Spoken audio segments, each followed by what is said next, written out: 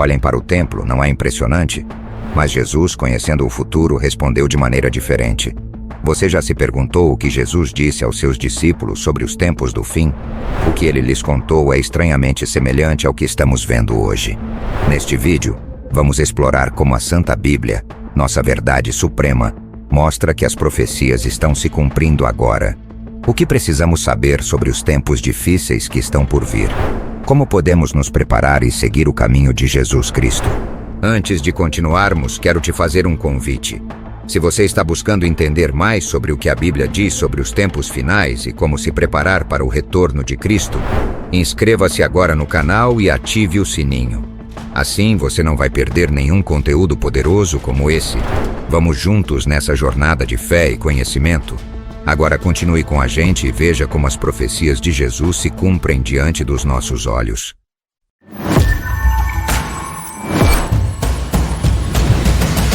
Canal Desperta Fé. Jesus, acreditado por muitos como Deus encarnado, saiu das dependências do templo. O templo era considerado a morada de Deus, mas Jesus o deixou porque, essencialmente, foi rejeitado por aqueles que estavam no comando. Eles o expulsaram do templo, que havia sido construído para a adoração. Depois de sair do templo, Jesus parou por perto enquanto seus discípulos se aproximavam para mostrar a ele a impressionante arquitetura dos edifícios do templo. Conhecendo o que aconteceria no futuro, Jesus não expressou nenhuma admiração pelo esplendor do templo. Ele previu sua completa destruição. Sua profecia se cumpriu no ano 70 d.C., quando os romanos, frustrados com o povo judeu, destruíram o templo, exatamente como Jesus havia predito, não deixando pedra sobre pedra. Curiosos sobre as previsões de Jesus, os discípulos lhe fizeram 3 perguntas específicas em particular. Quando esses eventos aconteceriam? Quais sinais indicariam o seu retorno? E quando o mundo terminaria? Quando o sol se punha no horizonte, Jesus e 4 de seus apóstolos se afastaram da cidade, saindo pelo portão dourado na muralha leste do templo. Eles caminharam pelo vale do Cedron antes de subir ao Monte das Oliveiras. Entre os apóstolos estavam pares de irmãos da Galileia, Pedro e André, Tiago e João. No lado da montanha, Jesus falou aos seus seguidores mais próximos sobre eventos futuros, diante das testemunhas mais confiáveis. Os discípulos que haviam demonstrado admiração pela grandiosidade do templo foram lembrados por Jesus de que nem mesmo as pedras mais impressionantes permaneceriam de pé. Essa profecia se cumpriu quando os romanos destruíram Jerusalém e o templo, exatamente como Jesus havia predito.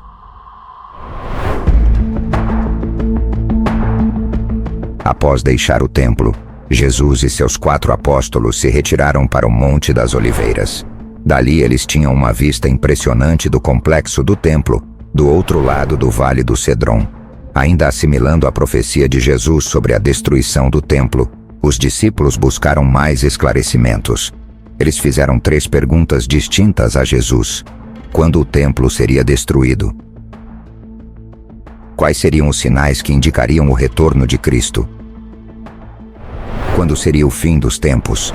Mateus 24, 3-7 aborda essas questões, embora o texto às vezes mescle as respostas a ambas as perguntas.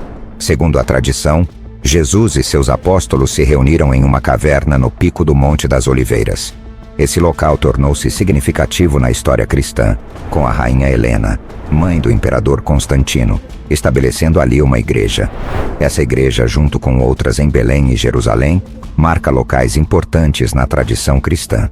Começando com um alerta contra o engano, Jesus enfatizou a vigilância. Gálatas 6:7 ecoa essa mensagem, destacando a importância de buscar a verdade na palavra de Deus e não ser enganado, especialmente em tempos de confusão. Os ensinamentos de Jesus tinham o objetivo de preparar seus seguidores para os desafios futuros e orientá-los na busca pela verdade em meio ao engano. De acordo com Robert Breaker, a profecia de Jesus sobre o destino de Jerusalém e os eventos dos últimos dias teve implicações profundas. Primeiramente, os cristãos atenderam ao aviso de Jesus e fugiram da cidade muito antes de ela ser tomada pelas forças romanas em 70 d.C., salvando suas vidas. Já no século IV, peregrinos cristãos começaram a subir ao Monte das Oliveiras na terça-feira antes da Páscoa, para comemorar o local onde Jesus proferiu seu discurso profético. Eles liam Mateus, capítulos 24 e 25, refletindo sobre o cumprimento das profecias de Jesus relacionadas a Jerusalém.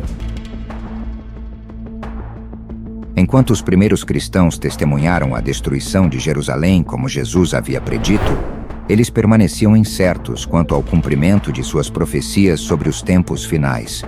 A resposta inicial de Jesus aos discípulos enfatizou a importância de não se deixar enganar por questões tão cruciais. Jesus alertou seus seguidores contra o engano, especialmente em relação a alegações sobre seu retorno e os sinais do fim dos tempos.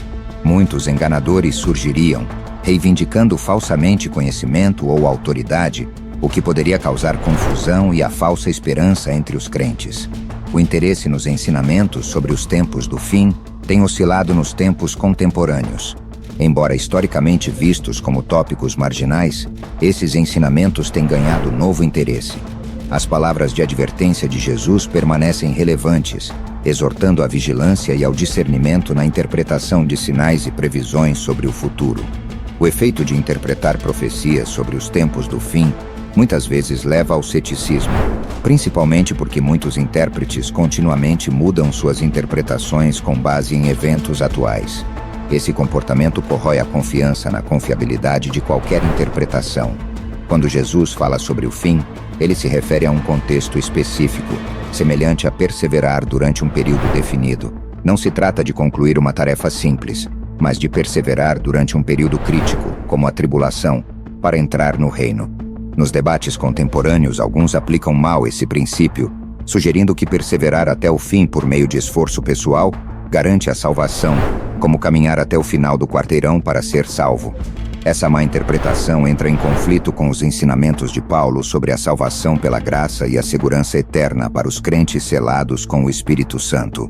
A confusão surge da incompreensão da distinção entre diferentes aspectos da salvação em contextos bíblicos. A frase "este evangelho do reino" contrasta fortemente com o evangelho da graça de Paulo. Ela se refere especificamente à mensagem do reino vindouro, relevante principalmente para os judeus durante os tempos do fim. Este evangelho do reino enfatiza a perseverança sem sucumbir à marca da besta durante o período da tribulação. Assim, ele delineia um caminho para a salvação distinto do evangelho de Paulo, destacando as diferenças sutis nas doutrinas de salvação dentro dos ensinamentos bíblicos. Os ensinamentos conhecidos como Evangelho do Reino, distintos do Evangelho de Paulo, são frequentemente mal compreendidos por aqueles que não praticam a interpretação bíblica adequada. Muitos defensores da teologia da substituição afirmam erroneamente que há apenas um evangelho em toda a história do cristianismo, desconsiderando as diferenças sutis enfatizadas por Jesus na Judéia e em outros lugares. Essas perspectivas muitas vezes não reconhecem as distinções contextuais e doutrinárias que o próprio Jesus destacou em seus ensinamentos. Em Mateus 24, Jesus começa a responder às perguntas dos discípulos, particularmente focando no julgamento iminente que recairia sobre Jerusalém e a Judéia. Sua previsão precisa de que não ficará pedra sobre pedra no templo alinha-se com os eventos históricos durante a Guerra Judaico-Romana de 66 a 70 d.C. Alguns estudiosos argumentam que Mateus compôs seu evangelho após esses eventos e atribuiu retroativamente essas palavras a Jesus, destacando a precisão com que Jesus previu o destino de Jerusalém e de seus habitantes. À medida que Jesus se aprofundava nas discussões sobre os últimos dias, suas profecias tornaram-se mais abstratas e menos explícitas. Essa mudança não ocorreu por incerteza sobre o futuro, mas como uma escolha estratégica para transmitir informações suficientes para alertar gerações futuras sobre os desafios que enfrentariam. Seus avisos englobaram tumultos globais, decadência social e desastres naturais, ecoando temas que ressoam em várias épocas e eventos contemporâneos. Os ensinamentos de Jesus também incluíram previsões de fenômenos naturais extraordinários, como sinais celestiais e maravilhas nos céus e na terra. Esses sinais, incluindo sangue, fogo e vapores de fumaça, foram previstos como manifestações que precedem eventos significativos. Segundo as interpretações de Robert Breaker, Essas ocorrências cósmicas e terrenas indicam mudanças fundamentais na história humana, refletindo tanto a grandeza quanto a gravidade da profecia divina. Em Mateus 24:29, Jesus fala de distúrbios cósmicos. Imediatamente após a tribulação daqueles dias, o sol escurecerá, a lua não dará a sua luz, as estrelas cairão do céu e os poderes do céu serão abalados. Esses eventos são descritos de forma metafórica e podem representar diversas ocorrências naturais ou eventos inéditos na história humana. Eles servem como símbolos dramáticos de mudanças e tumultos significativos. A interpretação exata desses sinais permanece incerta. Eles poderiam simbolizar desastres naturais, eventos cósmicos ou até mesmo as convulsões causadas por conflitos humanos.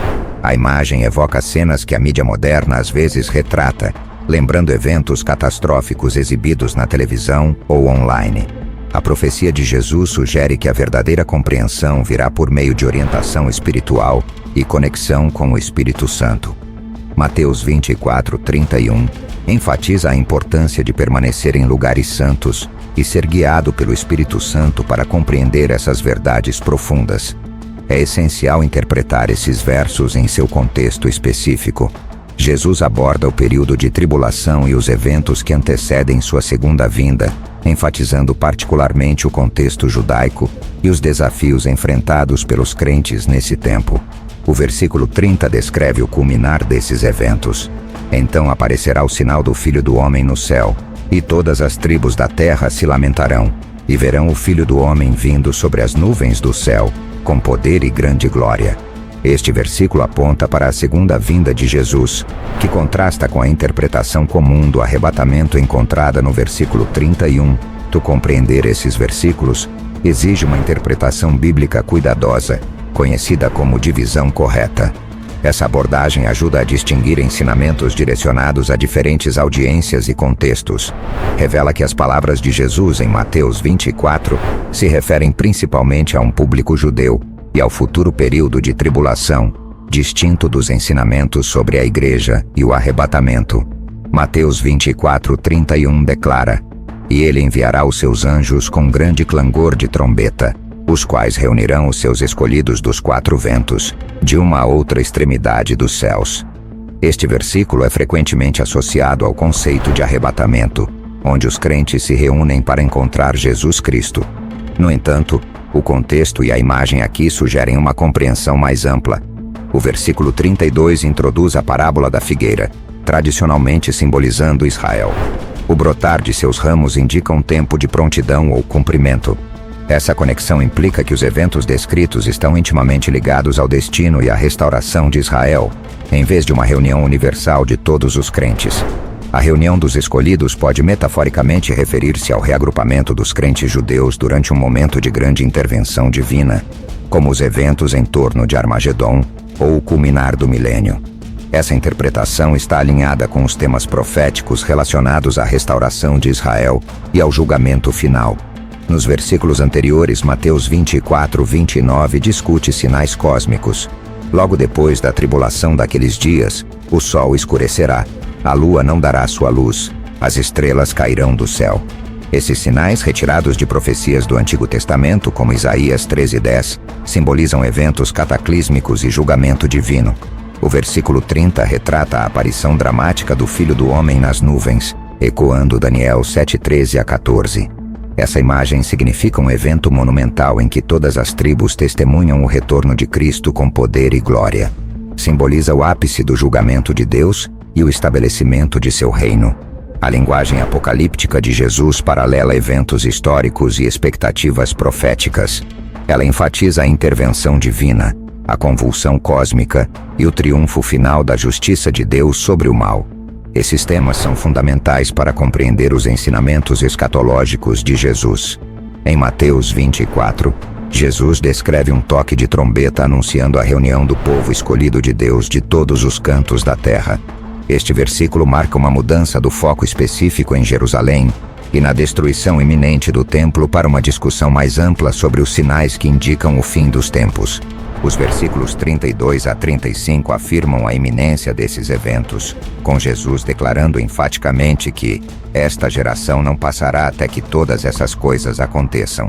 Essa afirmação se alinha perfeitamente com o contexto histórico da destruição de Jerusalém e de seu templo, que ocorreu aproximadamente 40 anos após a profecia de Jesus, um período bem dentro da vida daquela geração. No entanto, a interpretação torna-se mais complexa ao considerar os versículos 29 a 31 no contexto da segunda vinda de Cristo. Se esses versículos se referem ao seu retorno, em vez dos eventos em torno de Jerusalém, a declaração de Jesus sobre esta geração parece apresentar um desafio, já que a segunda vinda ainda não ocorreu, mesmo após 2 milênios. Essa discrepância levou muitos comentaristas a afirmar que os versículos 29 a 31 se referem principalmente à destruição de Jerusalém e do templo, em vez de um cumprimento literal do retorno final de Cristo. A declaração de Jesus sobre a incerteza do momento exato, mas daquele dia e hora ninguém sabe, Mateus 24:36, enfatiza o mistério que cerca os eventos escatológicos. Sugere uma revelação divina contínua e a prerrogativa do Pai de divulgar tais informações no tempo designado. Apocalipse 1:1 confirma isso, afirmando que Deus deu a revelação a Jesus Cristo para mostrar aos seus servos o que deve acontecer em breve. Essa revelação contínua indica que o plano de Deus para o fim dos tempos está se desenrolando progressivamente, de acordo com sua vontade soberana. Se você foi tocado por essa mensagem e quer continuar aprendendo mais sobre as profecias bíblicas e como se preparar para os tempos finais, não deixe de se inscrever no canal. E se você acredita que esse conteúdo pode abençoar outras pessoas, compartilhe o vídeo. Vamos espalhar a verdade da Palavra de Deus e nos preparar para o retorno de Cristo. Comente abaixo o que você pensa sobre as profecias de Jesus e o que mais você gostaria de aprender. Até o próximo vídeo.